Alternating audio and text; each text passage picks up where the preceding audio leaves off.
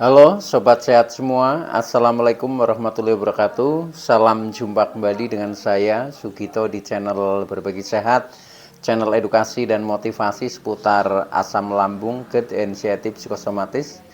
Berdasarkan pengalaman saya sebagai orang yang pernah mengalami gangguan asam lambung, GERD, anxiety, psikosomatis. Harapan saya khususnya kepada teman-teman yang masih dalam penderitaan asam lambung, GERD, anxiety, psikosomatis, setelah menonton video ini akan dapat tersugesti dan termotivasi untuk dapat cepat sembuh. Saya bisa sembuh, insya Allah teman-teman pasti juga bisa sembuh. Badai pasti berlalu.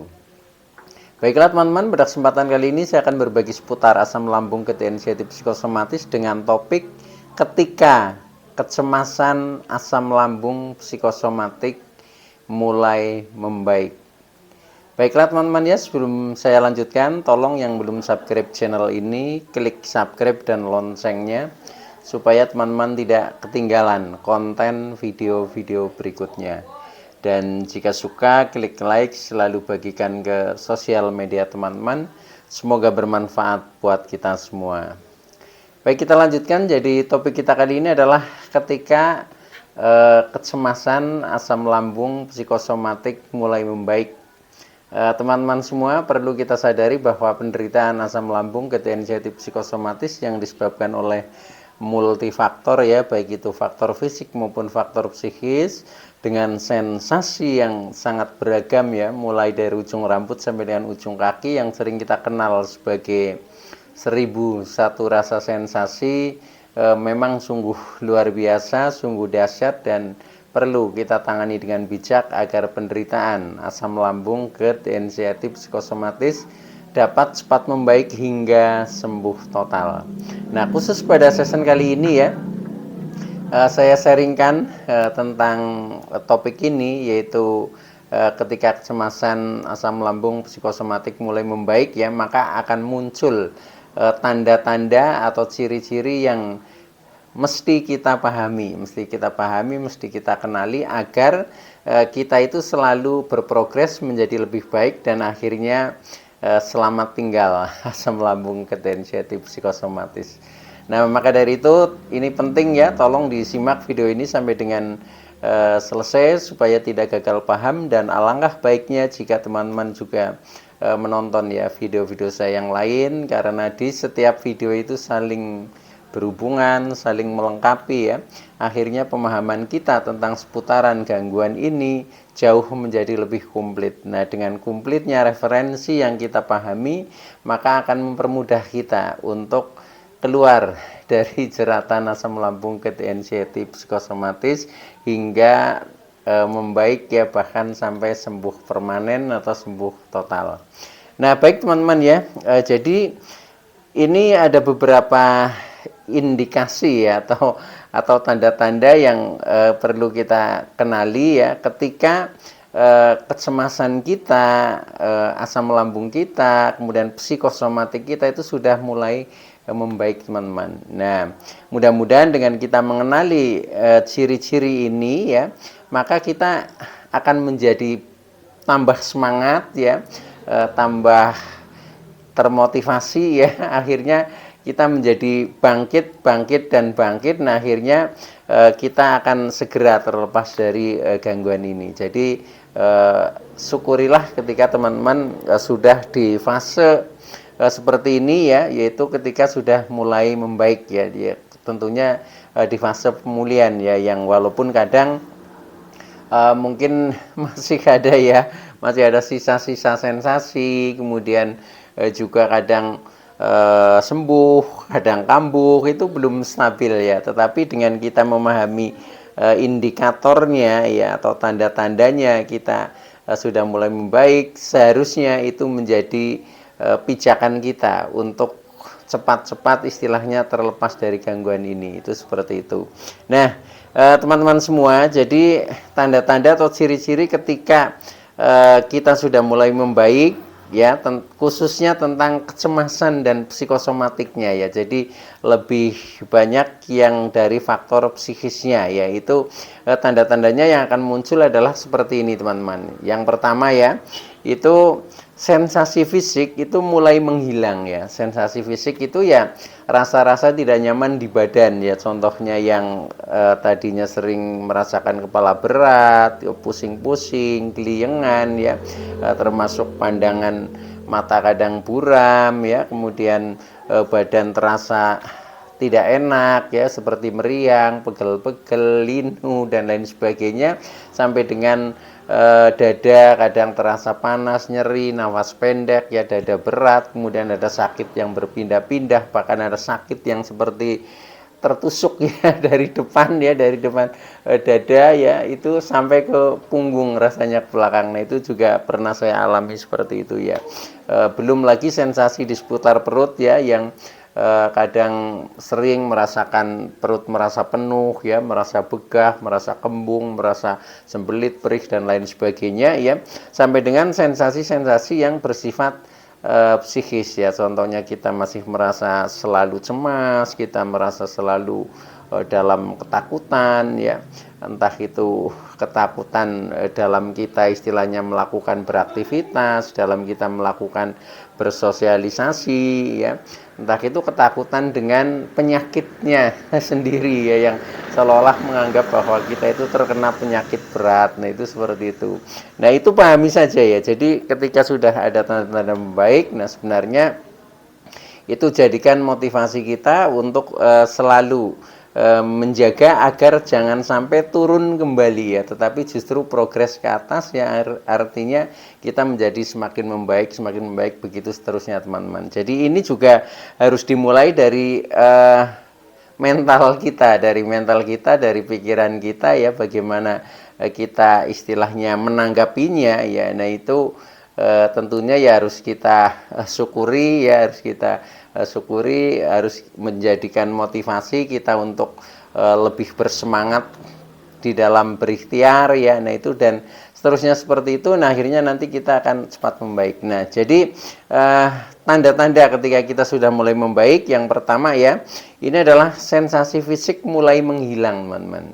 Jadi sensasi fisik tadi yang saya sebutkan ya, rasa-rasa itu, nah itu sudah mulai menghilang sehingga tubuh sudah merasakan nyaman biasanya. Nah ketika sensasi fisik menghilang, biasanya juga tidak memicu secara psikisnya, biasanya kecemasan juga akan berkurang, itu seperti itu. Nah itu yang pertama ya, jadi kita sudah merasakan lebih nyaman karena sensasi fisik sudah mulai menghilang.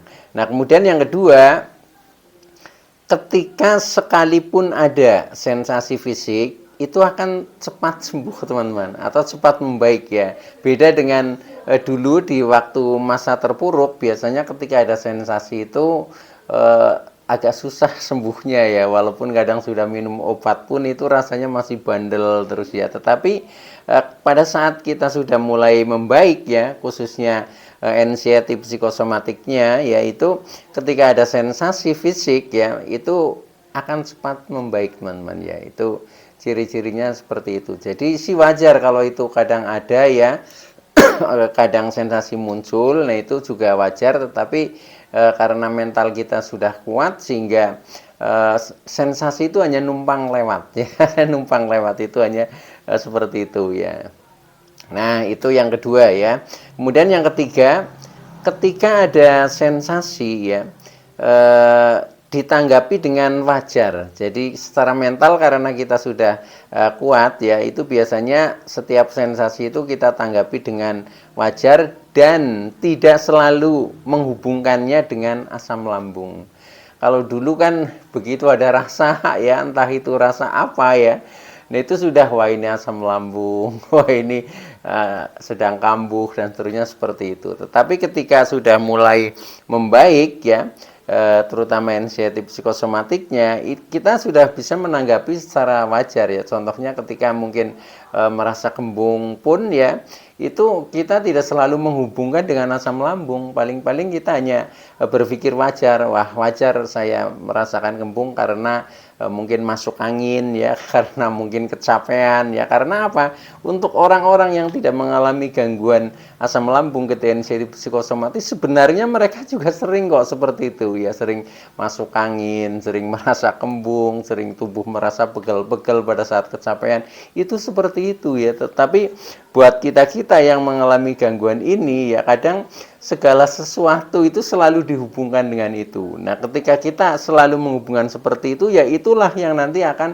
menjadi melekat ya. Makanya rubah mindset mulai dari pikiran, jangan setiap sensasi itu dihubungkan dengan asam lambung ya, tetapi ya anggap saja wajar gitu ketika kita mungkin agak seperti meriang, ya itu mungkin hanya masuk angin lah, mungkin hanya kecapean lah, seperti itu saja ya, sehingga nanti yang namanya asam lambung inisiatif psikosomatis, karena kita mengalami psikosomatis ya, nah itu akan cepat istilahnya berkurang teman-teman ya. Tetapi kalau pikiran kita masih ada di situ, ya sudah, yang dirasakan jadinya itu seperti itu. Ketika pikiran kita masih, wah jangan-jangan nanti kambuh ya, nah itu akan menjadi kambuh beneran. Itu istilahnya karakter daripada psikosomatik itu seperti itu ya. Maka kita mulai dari mindset, istilahnya pikiran ya, perkataan, tindakan, ini memang harus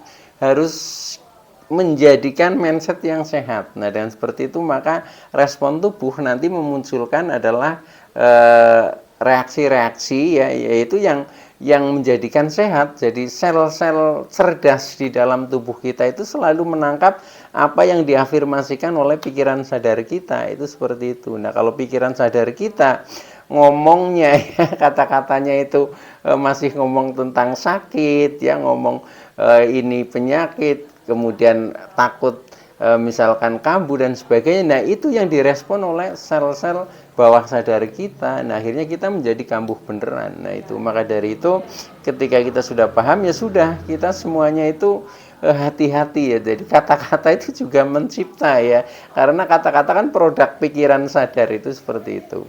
Nah, dengan seperti itu nanti kita menjadi tidak turun lagi teman-teman, tetapi kita sebaliknya semakin naik terus, semakin berprogres, artinya semakin membaik, dan akhirnya nanti selamat tinggal ya. Selamat tinggal asam lambung inisiatif psikosomatis. Nah, kita akhirnya menjadi sembuh total. Itu grafiknya seperti itu ya, itu. Nah, itu. Jadi itu yang ketiga ya tadi ya, jangan setiap sensasi dihubungkan dengan asam lambung. Nah, kemudian yang keempat ya, perasaan sudah stabil ya, perasaan mulai stabil, kemudian tidak terlalu sensitif ya, tidak sensitif ya. Contohnya dulu kita kagetan ya ketika ada suara-suara yang keras misalkan ya, sekarang sudah enggak lagi ya. Jadi ada suara keras ya cuek aja, enggak apa-apa, seperti itu. Bahkan kita kadang terhibur itu seperti itu. Nah, itu sudah tidak kagetan. Kemudian juga tidak tersinggungan ya. Mungkin ada kata-kata yang kadang kita menanggapinya kurang pas pun ya, itu kita nggak tersinggung. Karena apa? Yaitu hak orang lain kok untuk berbicara apa saja, silahkan ya. Kita cukup mengendalikan diri kita sendiri, sebenarnya seperti itu. Kita tidak usah terpancing situasi di luar diri kita ya, karena pada dasarnya yang bisa mengendalikan kita ya, nah itu ya kita sendiri, itu seperti itu. Nah, kadang pikiran menjadi liar ya, perasaan dan emosi itu juga mudah terpengaruh, itu karena kita terlalu sensitif dengan di luar diri kita. Nah, untuk ketika kita sudah mulai membaik ya, anxiety psikosomatiknya ini sudah nggak peduli lagi ya. Jadi kita tidak tersinggungan lah, seperti itu. Kita lebih mendengar apa yang ada di dalam jiwa kita, di dalam diri kita. Makanya ketika kita mencari solusi, jangan mencari jalan keluar ya, tetapi carilah jalan ke dalam, karena semuanya ada di dalam diri kita sendiri ya. Mau sehat, mau sakit, itu sumbernya dari dalam diri kita sendiri. Itu teman-teman ya. Maka itu sudah tidak tersinggungan, tidak kagetan. Kemudian juga tidak cengeng lagi, kita mentalnya kuat menjadi bandel lagi ya, itu seperti itu. Jadi tidak cengeng lagi, kemudian juga tidak emosionalan ya, tidak mudah terpancing emosinya ya, tetapi emosi cenderung stabil, itu seperti itu. Nah, ini tanda-tanda ketika kita sudah mulai membaik, artinya kita sudah bisa menjadi penyabar di situ, menjadi penyabar, menjadi pemaaf. Nah, itu mulai tumbuh di dalam diri kita ya. Nah, akhirnya kita jauh menjadi merasa lebih tenang ya, menjadi lebih tenang, merasa lebih dewasa seperti itu teman-teman ya. Nah, ini jadi perasaan sudah stabil dan tidak sensitif, itu seperti itu.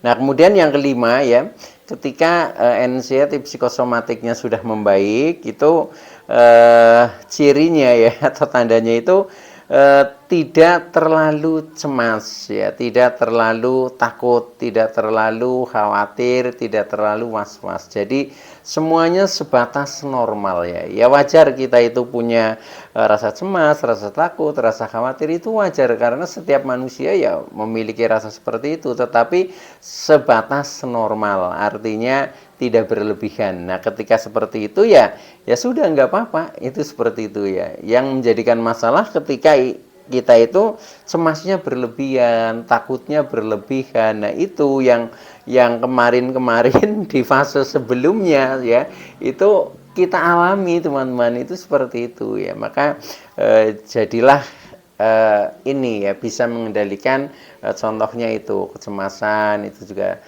sebatas normal, ketakutan sebatas normal, kekhawatiran sebatas normal, itu seperti itu. Dan nanti pada akhirnya juga semuanya akan sampai seperti itu ya. Tetapi biasanya memang kita harus istilahnya melalui beberapa ujian, nah baru kita sadar ke situ ya, itu seperti itu. Makanya penderitaan ini adalah pintu masuknya kesadaran di dalam diri ya, dan luka ya ini adalah pintu masuknya cahaya di dalam diri kita ya, itu. Maka ketika ini sudah membaik, penderitaan asam lambung, anxiety psikosomatis, nah kita akan meningkat kesadaran diri kita dan kita akan menjadi pribadi yang bercahaya ya, itu seperti itu teman-teman ya. Nah, terakhir teman-teman ya, yang terakhir ketika anxiety psikosomatik itu sudah membaik, maka kita sudah bisa berpikir positif ya, bahkan di setiap momen ya, di setiap apa ya, di setiap fenomena. Nah, kita menganalisanya itu berusaha menganalisa yang positif ya. Karena apa? Karena kita tahu efeknya ketika kita istilahnya selalu berpikir negatif. Nah, itu sudah kita hindari dan kita selalu belajar ya mengendalikan diri untuk selalu berusaha berpikir positif. Nah, dengan seperti itu maka otomatis ya penderitaan asam lambung, anxiety psikosomatis akan berakhir dan akhirnya kita menjadi sembuh teman-teman. Baik teman-teman ya, itu dulu yang bisa saya sampaikan ya, kurang lebihnya mohon maaf ya. Terima kasih atas like, subscribe serta komennya. Saya Sugito dari channel Berbagi Sehat. Saya bisa sembuh, insya Allah teman-teman pasti juga bisa sembuh, badai pasti berlalu. Oke, terima kasih, sekian, wassalamualaikum warahmatullahi wabarakatuh.